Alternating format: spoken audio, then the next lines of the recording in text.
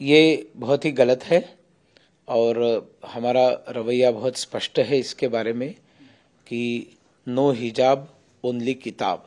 जब आप विद्यालय में जाते हो तो वहाँ का जो यूनिफॉर्म है उस यूनिफॉर्म का सम्मान करना चाहिए। और यूनिफॉर्म इसलिए होता है क्योंकि वो यूनिफॉर्म है, सबके लिए समान है और इसलिए ये समानता को कायम रखना चाहिए, जिसके कारण कोई भेदभाव नहीं होता है। और आंध्र प्रदेश के मुख्यमंत्री जी से मेरा निवेदन है कि उनकी जो ये अपीजमेंट पॉलिसी है, वोट बैंक पॉलिसी, जो पहले भी कई घटनाओं में ईसाइयों को विशेष फेवर करना, वहाँ पर टीपू सुल्तान का पुतला बीच में खड़ा करने के लिए उनके पार्टी के लोगों ने पहल की थी, जिसको हमारे कारण उनको रोकना पड़ा था, ये सब बंद करे और ये जो इन्होंने जो उदंडता दिखाई है इसके ऊपर कार्रवाई करने की आवश्यकता है। मुख्यमंत्री पुष्कर सिंह धामी ने कहा है कि अगर वो सत्ता में आए तो उत्तराखंड में यूनिफॉर्म सिविल कोड लागू किया जाएगा। बिल्कुल उनका मैं अभिनंदन करता हूं और उनको शुभकामना देता हूं और जैसे ही वो सत्ता पर आएंगे, मेरी दृष्टि से ये उनकी विजय सुनिश्चित है और जैसे ही वो सत्ता पर आएंगे उन्होंने जिस तरह से वादा किया है उस वादे को निभाएंगे और उनका अभिनंदन ही सबने करना चाहिए। इतना ही नहीं तो सभी राज्यों के सभी मुख्यमंत्रियों ने इसको लाने का प्रयास करना चाहिए और उसके लिए पहल करनी चाहिए।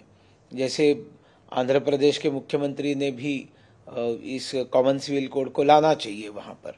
और हमारे देश में जो संविधान है उस संविधान में जो सेक्शन 44 है उसमें इसका प्रावधान है। संविधान निर्माताओं ने कहा था कि कॉमन सिविल कोड होना चाहिए और 1967 में भारतीय जनसंघ ने अधिकृत रीति से रिजोल्यूशन पास करके कहा था कि हम लोगों को इस देश में समान नागरिक कानून चाहिए। शाहबानू की केस हुई थी, ट्रिपल तलाक का जब मामला उठा, हर बार हम लोगों ने कहा कि कॉमन सिविल कोड होना चाहिए और हम इस पहल को हम बहुत बहुत बधाई देते, अभिनंदन करते, इसका समर्थन करते। समाजवादी उन्होंने कहा है कि अगर किसी ने भी हमारे हिजाब पर हाथ डाला तो हम उसके हाथ काट देंगे।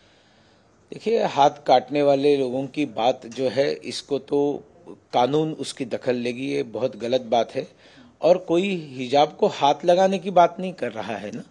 हम किसी को छूने की बात थोड़ी ना कर रहे हैं। हम ये कह रहे हैं कि ये जो उन्होंने मांग की है कि हम कॉलेज के अंदर क्लासरूम में हिजाब पहनकर बैठेंगे, जिसको कतई बर्दाश्त नहीं किया जा सकता, होना नहीं चाहिए। सब लोग समान है, इसलिए यूनिफॉर्म है तो यूनिफॉर्म पहनना चाहिए, इतनी सिंपल बात है। तो उनके इस वाणी का मैं इनके बयान का मैं धिक्कार करता हूं और इस तरह से गुंडागर्दी की भाषा अगर कोई करते हैं तो खास करके योगी जी महाराज ने जो 5 साल दिखाया है और आज जो सबसे ज्यादा लोकप्रियता योगी जी की है, ये इसी प्रकार के उदंडता पूर्वक बयान और उदंड लोगों के ऊपर नकेल कसने वाले मुख्यमंत्री करके वो वहां पर जाने जाते हैं और इसी के ऊपर जनता खुश है। योगी जी ने भी आज एक बयान दिया है कांग्रेस को लेकर, बता रहे हैं जो खुद हिंदू हैं या नहीं उनका पता नहीं है। ऐसा है कि हम लोगों ने जैसे कई सारे काम किए इस देश के अंदर, जैसे राम मंदिर का रास्ता हमने प्रशस्त किया, 370 को हमने खत्म किया, हमने CAA को लाया और देश में जो एक पॉजिटिव माहौल बना, तब ये कंपेल हो गए मंदिरों में जाने के लिए। वरना ये हिंदू है या नहीं है, इनको हिंदुत्व की जानकारी है या नहीं है, हिंदुत्व की परिभाषा करने के लिए इनको अगर एक 15 मिनट बोलने के लिए बताए तो ये न जाने भगवान जाने क्या बोलेंगे।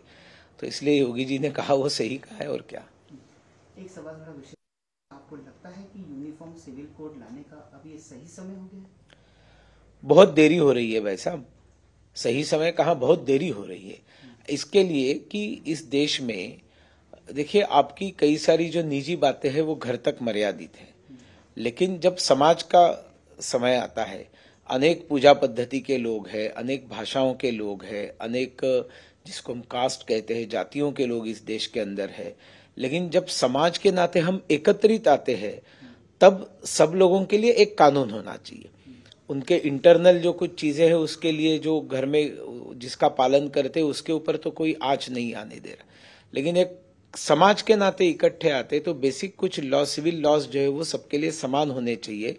यही तो कॉमन सिविल कोड है ना, तो ये होना ही चाहिए। तो तो ये विलंब या समय की बात क्या है, जो अभी बताया, ये उचित समय है। और खास करके जब एक हिजाब को लेकर इतना बड़ा बवाल देश भर में खड़ा रह रहा है, तब लोगों को बताना ही पड़ेगा कि कॉमन सिविल कोड आना चाहिए इस देश के अंदर।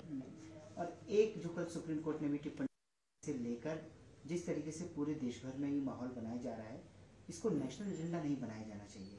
आपको क्या लगता है कि कहीं ना कहीं स्कूल की ड्रेस के मामले को कहीं नेशनलाइज किया जा रहा है एक तरह से? नहीं, ये तो षड्यंत्र है, बहुत बड़ा षड्यंत्र है।